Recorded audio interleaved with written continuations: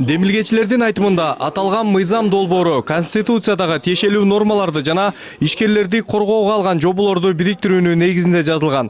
Тактап айтканда, өлкөдөгү жеке менчикти коргоо боюнча бардык мыйзамдарды топтоп, бирдиктүү эрежени орнотууну көздөйт экен. Если вдруг по каким-то причинам Эгерде кайсы бир себептер менен менчик ээсинин укугу бузулса, мамлекет ага кепил болушу керек. Андан тышкары анын укугун корголушуна жардам берүүсү зарыл.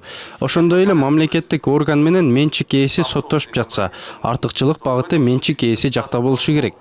Авторлордун айтымында мыйзам долбоорунда жергиликтүү ишкерлерди колдоодон тышкары чет элдик инвесторлорду кызыктыра турган жоболор дагы бар. Мисалы, чет элдик ишкерлерге дагы өлкө жарандары сыяктуу эле мыйзамдын чегинде өзүнүн мүлкүн коргоосуна шарт түзүлөт.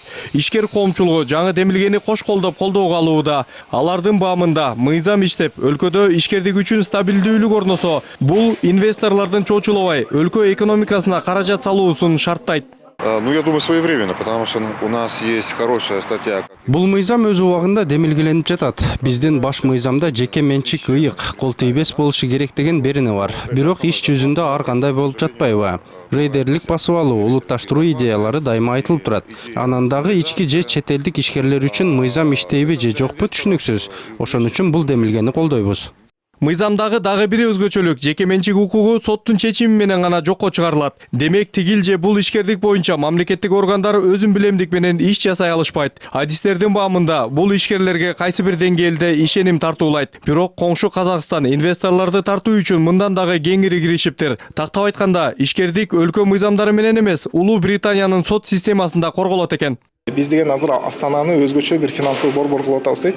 Анан силерге кепилдик бериш үчүн эң биринчи бир биздин конституциябызга бир өзгөртүү киргизип атабыз деп атышат. Булар Астана финансовый центрда боло турган бүтүн жана соглашениялар болобу же бул укук системасы, бул британский укук системасы болот.